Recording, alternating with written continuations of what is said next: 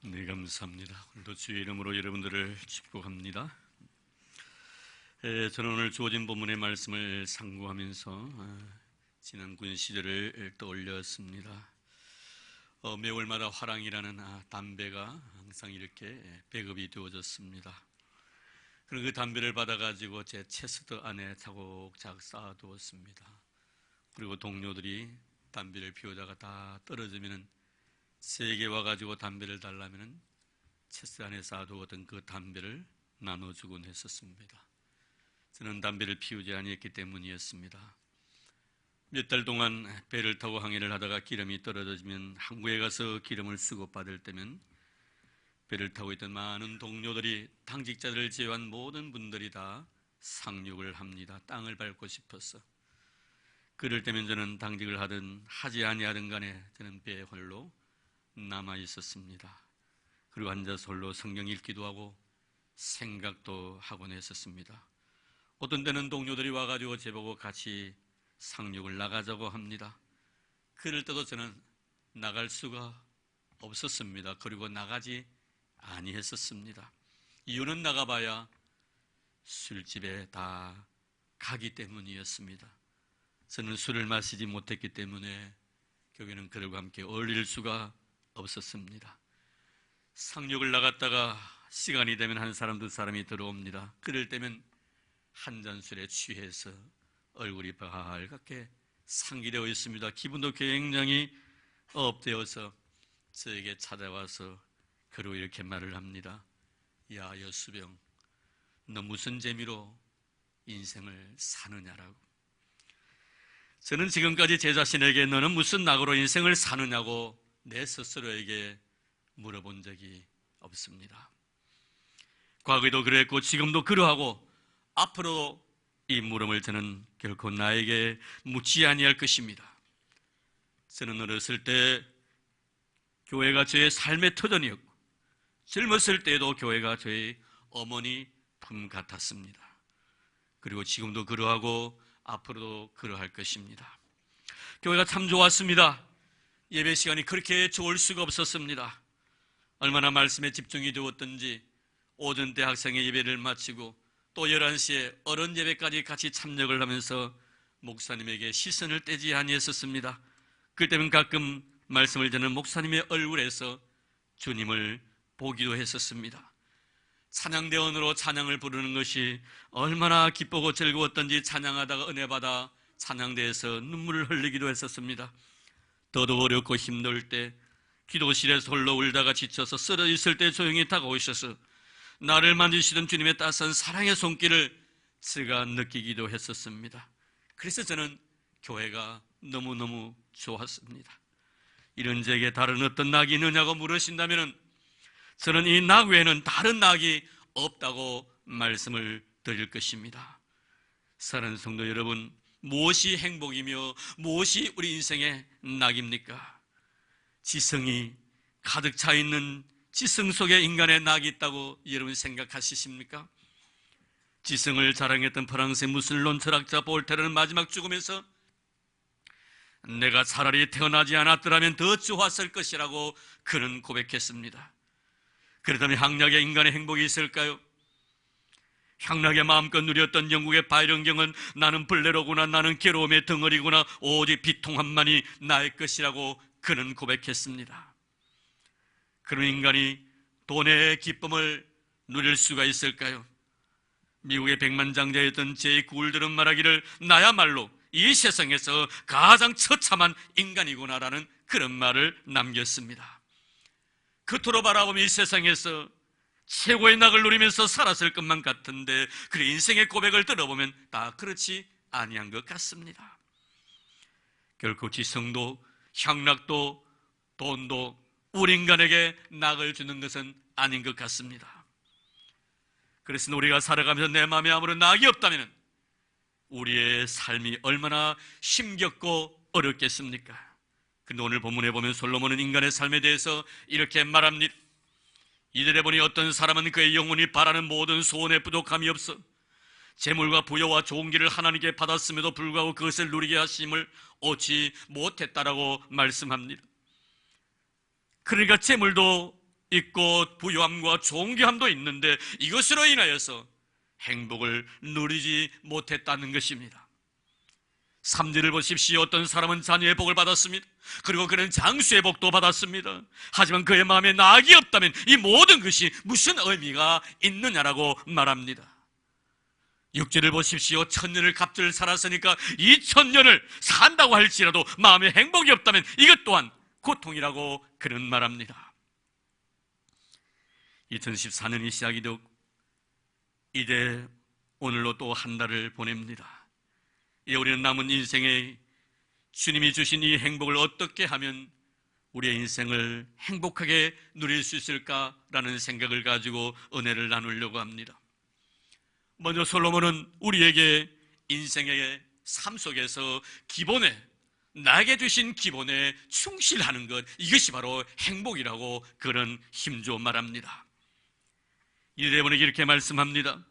어떤 사람은 그의 영혼이 바라는 모든 소원에 부족함이 없어 재물과 부여와 존귀를 하나님께 받았으나라고 말합니다. 누구든지 다 하나님께 기본적으로 받은 것이 있다라고 전제를 합니다. 적든 많든 간에, 화려하든 화려하지 않든 간에 어떤 것이든지 하나님 앞에 다 받은 것이 있다라고 전제합니다. 그런데 어떤 사람은 그것을 가지고 행복한 삶을 사는 자가 있는가 하면 그렇지 못한 자가 있다는 것입니다. 그럼 행복해야 할 사람이 왜 행복하지 못하는가? 오늘 본문의 솔로몬은 하나님께 받은 것, 즉 기본적으로 누구에게나 주신 것에 우리가 충실하지 못하기 때문에, 나에게 주신 것에 대해서 충실하지 못하기 때문에 우리는 불행하다라고 말합니다. 그렇습니다. 여기에 계시는 사는 성도 여러분 어떻게 생각하십니까? 여러분들에게 주어진 하나님께서 나에게 허락하신 것에 대해서 정말 충실하며 지금 살아가고 있습니까? 여러분 스스로 자문자답해 보시기를 바랍니다. 먼저 가정이라는 울타리를 생각해 볼까요? 남편으로서, 아내로서, 자녀로서, 부모로서 우리에게 주어진 귀하고 소중한 하나님께로부터 받은 기본적인 것들이 있습니다. 우리가 가정의 행복을 누리기를 원한다면 성경 분명히 우리가 요구하는 것이 무엇입니까? 하나님이 나에게 주신 것, 저 기본에 충실하라는 것입니다. 남편으로서 위치를 지키면서 충실하라는 것입니다. 이번에 안에는 여러분들에게 슈퍼맨이 되기를 원치 않습니다. 전도서 9장 9절 말씀처럼 사랑 하나와 행복하게 사는 것을 성경은 우리에게 원하고 있습니다. 사문서에는 내가 젊어서 취한 아내를 즐거워하라. 그는 사랑스러운 안삼석 같고 아름다운 암노루 같으니 너는 그의 품을 항상 족하게 여기며 그 사랑을 항상 연모하라고 말씀합니다. 이것이 바로 남편된 우리에게 하나님께 주신 가장 기본적인 것이라는 것을 말씀해 주고 있습니다. 아내 역시도 마찬가지일 것입니다. 아내로서의 기본에 충실하면 됩니다. 아침 일찍 출근 남편보다 먼저 일찍 일어나서 남편을 위해 출근 준비를 해주는 것이 바로 하나님께 나에게 주신 것입니다. 아내의 기본인 것입니다. 퇴근하는 남편을 반갑게 맞이하는 것, 이건 역시 하나님께 나에게 주신 기본입니다. 남편 역시 아내들에게 원더우먼이 되라고 말하고 있지 않습니다. 그렇게 되라고 요구하지 않습니다. 잠언의 말씀처럼 어질고 어진 아내가 되기를 원하고 있습니다. 이건 역시 하나님이 아내에게 주신 가장 기본적인 것이라는 것을 잊지 마십시오. 교회에서도 성도의 기본이 있지 않습니까? 기본에 충실한 성도가 되면 신앙생활 속에서도 우리는 행복을 느낍니다. 그 속에 낙을 누리며 살게 됩니다. 예배를 드리되 기본에 충실하면 됩니다. 내 신앙 양심에 비추어서 어긋남이 없는 바른 신앙의 자세로서 내가 하나님 앞에 예배드리면 됩니다. 기도 생활도 마찬가지입니다. 기본에 충실하면 됩니다. 찬송하는 우리의 마음의 자세도 그러하고 주 안에 맞는 성도의 사귐도 마찬가지일 것입니다. 다정다감하게 다가가서 사랑을 나누십시오. 여기에 신앙의 낙이 있고 여기에 우리의 삶의 기쁨이 있다는 것입니다. 너무 화려하고 거창한 데서 낙을 찾으려고 하지 말라는 것입니다. 1980년 세계적인 베스트셀러가 되었던 로버트 쿨검의 에세이 내가 알아야 할 모든 것은 유치원에서 다 배웠다는 이 책이 모든 사람들에게 굉장한 신선한 충격을 주었습니다. 그 내용을 보면 다른 것 있지 않습니다. 아주 상식적인 것을 이야기합니다. 자기 전에 입 닦아라. 밖에서 놀다가 집에 들어오면 손을 꼭 씻으라. 정직하라. 남에게 친절을 하라. 예서 복습을 잘하라. 뭐 별 이야기 아닙니다. 근데 왜 이 책이 베스트셀러가 되었습니까? 우리가 살아가면서 상식을 지켜야 될 우리들이 상식을 지키지 아니한 일들이 너무나 많이 있기 때문에 그런 것입니다. 오죽했으면 어떤 분은 이렇게 말합니다. 신학자는 가장 상식적인 사람이 가장 신앙적인 사람이다. 무슨 뜻입니까 여러분? 신앙인은 상식을 지켜야 한다 이 말입니다. 신앙인이면서도 상식을 지키지 못하는 사람이 부지기수이기 때문에 그렇습니다. 생활 속에서 기본만 되어 있어도 나로 인해서 내가 행복해지는 것을 우리는 많이 경험하게 됩니다.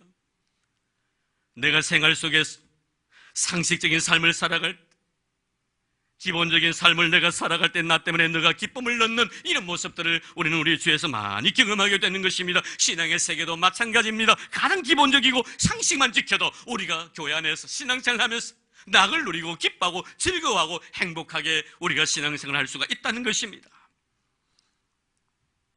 우리는 어찌 보면은 너무나 위대하고 큰 일에 간연이 되어 있지는 않는가 하는 생각을 가져봅니다. 그래서 위대한 아빠가 되고 싶고 대단한 엄마가 되고 싶고 어느 누구보다도 인정받는 모자람이 없는 슈퍼 크리스찬이 되고 싶은 그런 욕망들이 우리의 마음속에 있다는 것입니다. 그러나 여러분, 우리가 기본에 충실할 때 평범한 인생의 삶 속에서 낙이 신앙의 행복이 있다는 사실을 결코 우리는 놓쳐서는 아니 될 것입니다. 우리는 마태복음 25장에 보면 달란트 비유가 나옵니다만 이 비유를 통해서 주님은 우리에게 하나님께 받은 것, 하나님께 주신 것, 나에게 주신 것, 내가 하나님께로 받은 것에 충실한 자, 적은 일에 충성된 자에게 주시는 삶의 기쁨과 행복을 자세하게 설명해 주고 있습니다. 착하고 충성된 종이라고 하시면서 내 주인의 즐거움에 참여할지어다. 하나님께 나에게 주신 가장 기본적인 것입니다. 하나님이 나에게 주신 이 기본적인 것에 충실한 자에게 주시는 행복과 기쁨입니다. 하지만 여기에 반해서 기본에 충실하지 못했던 하나님께 받은 그 작은 일에 대해서 충실하지 못했던 자에 대한 경고의 메시지도 포함되어 있다는 사실을 결코 우리는 놓쳐서는 안 됩니다. 악하고 게으른 종이라고 하시면서 이 무익한 종을 바깥 어두운 데에 내쫓아라. 거기서 슬피 울며 이를 갈미 있으리라. 우리 주님은 하나님 나라의 주인공으로 어린아이들을 제자들에게 보여주시면서 어린아이의 세계를 본받으라고 말씀하신 적이 있습니다. 우린 여기서 너희들이 어린아이와 같이 되지 않으면 결단코 천국에 들어가지 못하리라고 주님 말씀하셨는데, 이 말씀 속에 어린아이의 특징을 우리는 한번 생각해 볼 필요가 있습니다. 어린아이의 특징은 뭡니까? 아주 자그마한 것, 적은 것에 쉽게 반응한다는 것입니다. 전도를 하다 보면 어린아이를 만날 때가 있습니다. 교회에 나가서 예수 믿고 꼭 천국 가야 돼 하면서 제가 머리를 쓰다듬어 줍니다. 여러분들이 주일마다 전도지를 엮고 그리고 사탕을 내는 자그마한 팩 안에 사탕 3개를 주면서 제가 그러면 이 어린아이들이 얼마나 좋아하는지 모릅니다. 꼭 받으면서 감사합니다 이랍니다. 허리를 굽히면서 감사를 표합니다. 저는 그 어린 생명들을 바라볼 때마다 저 어린 영혼의 마음속에 천국이 있구나 하는 것을 저는 발견하게 됩니다. 그래도 될 수만 있으면 목요일날 우리 전도하시는 팀들과 함께 전도하는 일에 제가 참여하고 빠지지 않으려고 노력하고 있습니다. 특별한 일이 없으면. 왜냐하면 그들의 눈망울 때문입니다. 그들의 세계 속에 있는 천국의 아름다움이 있기 때문에 그렇습니다. 그래서 그들에게 복음을 전하고 싶어서 저는 될 수만 있으면 목요일을 꼭 전도팀들에게 참여하곤 합니다. 사랑하는 성도 여러분, 우리에게 필요한 것은 지금 이 시간에 충실하는 것입니다. 하나님께 나에게 주신 이 시간에 최선을 다하는 것입니다. 이 시간을 우리가 소중히 여기는 것입니다. 예배드리는 이 시간에 충실할 때 우리는 신앙의 기쁨을 누리게 되는 것이죠. 여기에 은혜가 있고 여기에 기쁨이 있고 여기에 축복이 있는 것입니다. 다른 데서 여러분 이 시간에 축복을 누리려고 하지 마십시오. 다른 것에서 은혜를 여러분 구하지 마십시오. 이 시간에 하나님 앞에 예배드리는 이 귀하고 아름다운 이 시간에 충실하기를 바랍니다. 이것이 바로 우리에게 주어진 기본입니다. 기본으로 돌아가야 합니다. 그게 행복이 있습니다. 그 기본이 바로 하나님이 나에게 주신 것, 하나님이 나에게 주신 것이 바로 기본입니다. 가정을 주셨습니까? 가정에 충실하십시오. 여러분이 섬기는 교회에 한 일로는 하나님 보내주셨습니까? 교회 생활에 충실하십시오. 기본만 지키십시오. 거기에 낙이 있다고 분명히 솔로몬은 우리에게 말하고 있습니다. 그 다음에 성경은 우리에게 행복한 삶을 위해서 목적 있는 삶을 살아야 한다라고 성경은 말씀합니다. 7절 보겠습니다. 탐욕이 지혜자를, 미안합니다. 7절입니다. 사람의 수고는 다 자기의 입을 위함이나 그 식욕은 채울 수 없느니라. 우리는 많이 먹는 자를 보고 돼지 같다고 말합니다. 왜 이런 표현을 합니까? 돼지하면 많이 먹는 것으로 우리는 다 생각하기 때문입니다. 그러나 여러분 놀라지 마십시오. 돼지도 아무리 많이 먹어도 자기의 배의 70% 이상을 채우지 않는다고 합니다. 그런데 사람은 어느 정도 먹을까요, 여러분? 70% 정도 먹지 아니합니다. 그 이상의 것을 먹습니다. 80%, 90%, 100% 그 이상의 것을 먹습니다. 미안합니다. 아침에 화장실 이야기를 해서 제가 어느 화장실에 갔는데 그 화장실 앞에 써있는 글귀를 보고 한참 제가 웃은 적이 있었습니다. 그리고 그 글귀가 계속 머리에 남아있었습니다. 그 글귀가 바로 이런 글귀였습니다. 하나님, 오늘도 먹은 죄로 이곳에 왔습니다. 먹은 죄로 이곳에 왔다는, 여러분 지구촌에 먹지 못해서 죽는 사람의 숫자보다 너무 많이 먹어서 죽은 사람이 더 많다는 사실을 여러분 아십니까? 이쌤 오늘 본문의 말씀을 우리는 더욱 실감나게 우리는 바라보게 될 것입니다. 사람의 수고는 다 자기의 입을 위함이나 어리석은 자는 자신의 삶의 목표가 먹기 위함이라고 말씀하고 있습니다. 살기 위해서 먹는 것이 아니라 먹기 위해서 산다는 것입니다. 목적이 잘못되어 있다는 거예요. 하나님이 우리를 이 세상에 보내셨을 때는 먹기 위해서 사는 것이 아니라 살기 위해서 우리를 위하여 먹게 해주셨는데, 어리석은 자는 자신의 삶의 목표를 먹기 위해서 존재하는 것으로 생각한다는 것입니다. 목적이 잘못되어 있는 것이지.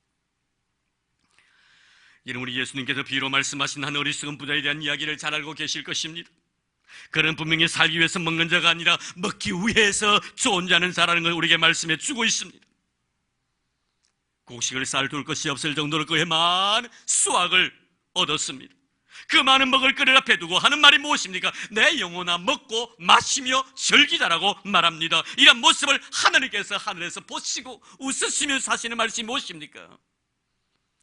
이 어리석은 자야, 오늘 밤에 내 영혼을 도로 찾으리니 그러면 내 준비한 것이 누구의 것이 되겠느냐라고 말씀합니다. 20세기 고전 중에 하나로 평가받고 있는 아스 밀러의 책 어느 세일즈맨의 죽음이라는 희곡을 여러분 잘 아실 것입니다. 이 아스 밀러라는 사람이 유명한 것은 그가 바로 마을 몬로의 세 번째 남편이기도 하기 때문에 그렇습니다. 거기 보면 주인공 윌리 로먼이라는 사람이 있습니다. 이분은 자라는 환경 자체가 그렇게 여의치 못한 어려운 가운데 자라났습니다. 그리고 결혼을 해서 한 가정을 이루었습니다. 그런 마음에 생각합니다. 나의 가난을 자식들에게 대로 물려줄 수 없다라고 최선을 다합니다.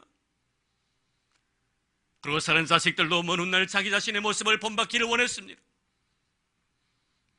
그러나 자기가 마음먹은 대로 되어지지 아니했습니다. 회사에서 실직을 하게 됩니다. 거기다가 자녀들까지 아빠를 존경하지 않습니다. 이 윌리 로먼은 생각을 합니다. 내가 죽으면 내가 넣어두어도 많은 보험금이 있기 때문에 그 보험금을 통하여 가족들이 행복할 것이라 생각하고 결국에는 극단을 선택합니다. 자살을 합니다. 아버지의 장례식장에서 아들은 이렇게 말합니다. 아버지는 잘못된 목적을 가지고 사셨다. 이것이 바로 이 책의 결론입니다. 가룟 유다의 삶을 보십시오. 그는 잘못된 목적을 가지고 예수님을 따랐습니다. 그는 예수님이 그의 삶의 목적이 아니라 자신이 삶의 목적이었습니다. 그것을 실현하기 위해서 예수님을 그는 선택합니다. 그리고 예수님을 통해서 자기의 욕망을 이루어 가려고 했습니다. 이런 삶을 살았던 그에 대한 주님의 평가는 뭡니까? 차라리 이 세상에 태어나지 아니했더라면 더 좋았을 사람으로 평가합니다. 우리가 잘 아는 미국의 세들백교회 담임 목사인 릭 윌리엄 목사님, 그가 쓴 책 목적 이끄는 삶에 한국 독자들에게 인사말을 하면서 그는 이렇게 말을 합니다. 많은 하나님의 자녀들이 구원의 감격을 경험하고 오래지 않아 기쁨도 감격도 동기도 시들해진 채 살아갑니다. 영적인 성장도 더딥니다. 그것은 자신의 삶을 향한 하나님의 목적을 알지 못하기 때문입니다. 라고 말했습니다. 왜 가룟 유다와 어리석은 부자는 그렇게 비참한 최후를 맞이할 수밖에 없었던가 하는 문제를 우리는 이 릭 윌리엄 목사님의 글 속에서 발견하게 됩니다. 그는 다 한결같이 자신을 향한 하나님의 목적을 알지 못했기 때문입니다. 이들은 다 우리 자신이 하나님을 위한 존재, 우리가 다 하나님을 위해서 존재하는 것이지 하나님이 이들을 위해 존재하는 것이 아니라는 사실을 이들은 알지 못했기 때문이었습니다. 오늘도 혹시나 여러분들 마음속에 하나님에 대한 존재를 어떻게 생각하시고 어떻게 이해하십니까? 나를 위한 하나님이십니까? 하나님을 위한 나입니까? 릭 윌리엄 목사님의 말씀처럼 나를 위한 하나님이 아니라 하나님을 위한 나라는 이 목적을 분명히 우리가 알 때 우리의 인생은 행복해질 수가 있다는 것.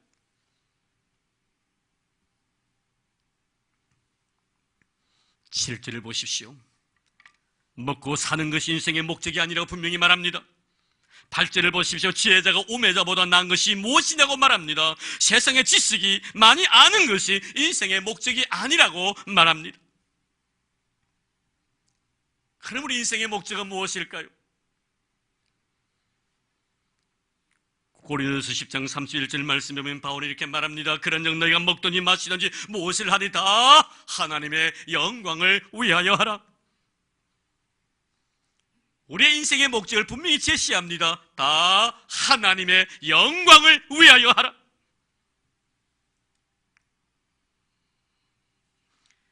우리의 삶이란 것은 하나님 당신 자신의 목적에 따라서 우리를 사용하는 것이지 우리의 목적을 위해 우리가 그분을 사용하는 것은 아니란 것을 알아야 합니다.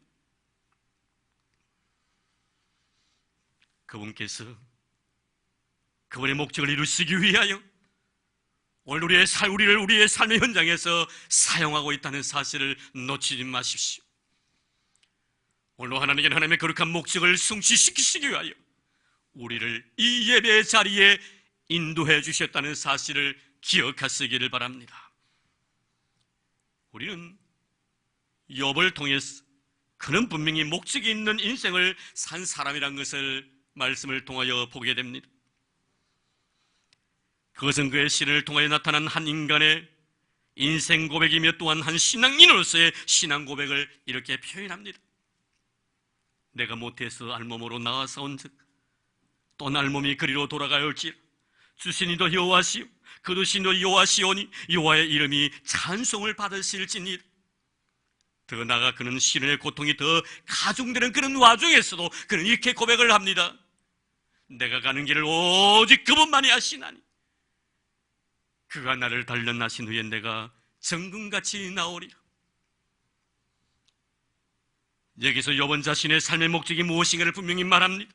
나의 삶을 통하여 하나님께 영광이 될 수만 있다면 나의 삶이 어떤 삶이든지 상관치 않겠다는 것입니다. 내가 그토록 싫어한 것들까지도 나는 환영하겠다는 것입니다. 그토록 저주스러웠던 것까지도 그것이 정녕 하나님이 나에게 원하신다면 그것을 은혜로 받아들이겠다는 것입니다. 나의 아픔이, 나의 시련이, 나의 고통이, 나의 눈물이 정녕 하나님의 영광을 위한 일이라면 얼마든지 눈물을 흘리겠다는 것입니다. 그 아픔 속에서도 하나님께 감사하며 살겠다는 것입니다. 정금이 무엇입니까? 바로 이러한 시련 가운데서도 내 뜻이 아닌 하나님의 뜻이 이루어지기를 바라는 마음, 철저하게 내 인생의 모든 삶을 동원해서 하나님의 섭리에 순응하고자 원하는 그 마음, 그 신앙, 이것이 바로 정금입니다. 이런 모습 우리는 바울에게서도 봅니다. 그에게도 남에게 말하지 못할 한 가지의 고통이 있었습니다. 그것은 그의 육체의 가시였습니다. 그는 하나님의 열쇠를 위하여 3번이나 기도했다고 말합니다. 하나님의 응답은 그것이 너에게 주신 나의 은혜라고 하셨을 때 그는 그것을 감사함으로 받아들입니다. 그리고 그것으로 인하여 하나님께 감사를 드리면서 이런 약함이 나에게 있기에 오히려 하나님의 놀라운 강한 능력이 나타난다라고 그는 고백하고 있습니다. 결국 욥도 바울도 자신의 삶의 목적이 무엇인가를 분명히 알았기 때문에 그 아픔을 사랑했고 그 고통을 감사함으로 받아들였습니다. 이 아픔과 이 고통 자체가 하나님이 나에 대한 마음이었고 나에게 이것이 있기를 바라는 하나님의 거룩한 뜻이 그 속에 있다는 것을 그는 알았기 때문이었습니다. 오직 분명 인생의 목적을 가지고 살아간 사람이 욥과 바울뿐이겠습니까? 아브라함도 그랬습니다. 다윗도 그랬습니다. 다니엘도 그랬습니다. 메삭과 사벳노고도 다 그랬습니다.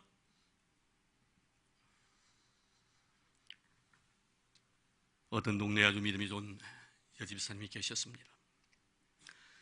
남편을 먼저 보내시고 일찍이 홀로 되셔서 말할 수 없는 시련과 고난을 당하면서 믿음으로 현실을 극복하면서 자녀를 잘 키웠습니다. 동네 사람이 이 집사님을 바라볼 때마다 늘 존경어린 마음으로 바라보았습니다. 얼마나 신실한 믿음의 사람이었던지 그리고 하나님 앞에 많은 복을 받았던지 이 소문이 다른 동네에 살던 여집사님에게도 전달이 되었습니다. 그래서 이 여집사님이 이 집사님을 찾아옵니다. 찾아와서 이렇게 말합니다. 집사님, 그리 큰 믿음을 가지셨으니 하나님 그리 큰 복을 주셨나 봅니다. 그 믿음의 비결이 무엇입니까? 라고 물었습니다. 이때 이 집사님이 이렇게 대답합니다. 아닙니다. 저는 그렇게 큰 믿음을 가지고 있지 아니했습니다. 다만 작은 믿음을 가지고 크신 하나님을 믿고 살다 보니까 하나님께 제게 이런 큰 복을 주셨습니다. 분명한 목적을 가지고 살아갔던 인생의 고백입니다. 그의 목적은 그가 하나님을 신뢰하는 믿음에 있은 것이 아니라 그에게 베푸신 하나님의 은혜의 삶의 목적이 있었던 것입니다. 베드로 이야기를 하나 하고 마치려고 합니다.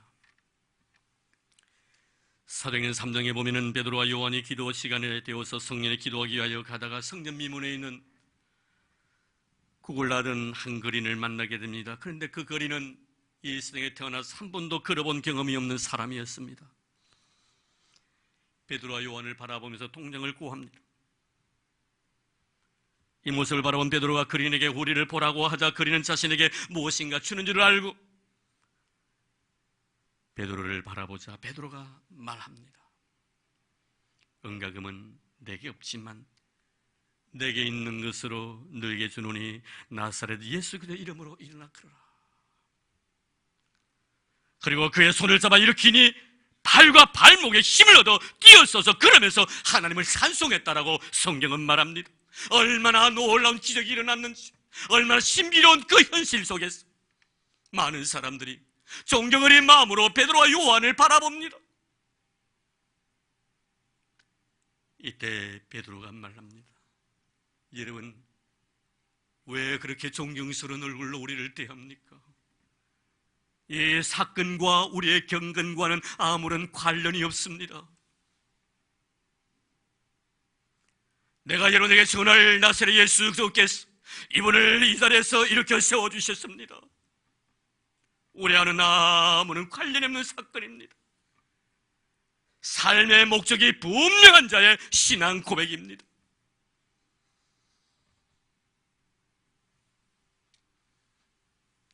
기적의 그 현장에 놀라운 신비로 가득 찬 그 자리의 인간의 모습은 전혀 남아있지 아니하고, 그리고 그곳에 그윽한 예수 그리스도의 향기만이 물씬 풍겨났습니다. 여기에 인간의 행복이 있고 신앙인의 낙이 있다라고 성경은 말씀하고 있습니다. 사랑하는 성도 여러분, 우리는 어찌 보면 이미 행복한 삶을 살고 있는 자인 것임을 분명히 성경은 말씀해 주고 있으면서 놀라지 아니할 수가 없습니다. 성경 우리를 향하여 이스라엘이여 너는 행복자로다, 이스라엘이여 너는 행복자로다. 이미 우리는 행복의 세계 속에 들어와 있습니다. 그럼 우리는 당연히 신앙인으로서 기본에 충실하기를 바랍니다. 가정에 충실하시고 사회에 충실하십시오. 하나님이 나에게 주신 것에 기본을 잘 지키시기를 바랍니다. 그 우리의 낙이 있습니다. 그 우리의 행복이 있습니다. 그리고 분명한 목적의식을 가지고 살아가야 합니다. 나를 위한 하나님이 아니라 하나님을 위한 나임을 잊지 마십시오. 기도하겠습니다. 하나님 아버지, 감사합니다. 우리의 진정한 낙이 무엇인가를 일깨워주신 하나님, 하나님께 우리에게 주신 귀하고 소중한 것에 충실하게 하옵소서. 기본을 지킬 줄 아는 자 되게 하여 주시옵소서. 그리고 분명한 목적의식을 가지고 살아가는 우리 성도가 되기를 원합니다. 나를 위한 하나님이 아니라 하나님을 위한 나임을 잊지 않고 살게 하여 주옵소서. 성령 하나님이 원하신다면 어떤 내 인생의 삶이라 할지라도 그것을 감사함으로 받아들일 수 있는 신앙인으로서의 낙을 누리며 살아갈 수 있는 저희들 되도록 축복해 주옵소서. 오늘로 주신 은혜에 감사하는 마음으로 귀한 예물을 이제 하나님 앞에 드릴 것입니다. 여러분, 오늘 준비한 아름다운 예물 가슴에 꼭 안으십시오. 그저 물질만이 아니라 내 마음을 드리십시오. 이런 성품을 드리십시오. 뜻과 전체를 드리십시오. 주님 기뻐하실 것입니다. 하나님, 귀한 물질 준비했습니다. 받은 바 내가 너무나 커서 감출래야 감출 수 없는 이 기쁨과 이 감격을 가지고 내 기쁨을 물질로 표합니다. 주님 기뻐 허명해 주시기를 원합니다. 10의 1조를 드립니다. 감사 예물을 쏟아붓습니다. 작은 자를 위하여 선교 예물을 바칩니다. 선교사의 선교사역을 하여 귀하고 아름다운 물질을 아낌없이 쏟아붓습니다. 또 그 노인들을 위하여 미랄의 헌금도 드리옵니다. 1,000번째로 하나님 앞에 쏟아붓습니다. 하나님 아버지여, 큰 축원금도 주님 앞에 드렸습니다. 바친 손길들을 일일이 기억하소서. 들어가도 복을 받고 나가도 복을 받는 이들이 되게 하여 주옵소서. 이래 떡반죽 그릇이 복이 되게 하소서. 이래 믿음의 소생이 땅이 강성해지게 하시고 부유와 재물이 떠나지 아니하도록 두 손으로 축복해 주옵소서. 이래 삶의 지경이 더 넓어지도록 복을 부어주시기를 원합니다. 물건을 허락하여 주옵소서. 사업을 축복해 주옵소서. 기업이 번창해지도록 두 손으로 축복해 주옵소서. 그 거룩한 믿음의 부자들이 되도록 은혜의 은혜를 더하여 주시옵소서. 꽃으로 수놓았습니다. 여인의 거룩한 향기가 가득 담겨져 있습니다. 아픔 속에서도, 고난 속에서도 주님을 바라보게 해주신 것 감사드리옵니다. 나를 드리고 싶어 이 아름다운 예물과 함께 드리오니 주의 귀한 영의 거룩한 헌신을 기억하옵소서. 마리아의 꽃과 향유처럼 주의 마음의 기쁨이 되게 하옵소서. 꽃처럼 향기롭게 하소서. 삶이 풍요로워지게 하소서. 모든 자들에게 유익한 믿음의 일꾼 되게 주님 도와주시옵소서. 건강을 회복시켜 주시옵소서. 고맙습니다 하나님. 감사합니다 하나님. 드릴 수 있는 해 주셔서, 바칠 수 있는 믿음 주셔서 너무 고맙습니다. 영광 거두어 주시옵소서. 드릴 수 있는 해 주신 예수님 이름으로 감사하며 기도드리옵나이다. 아멘.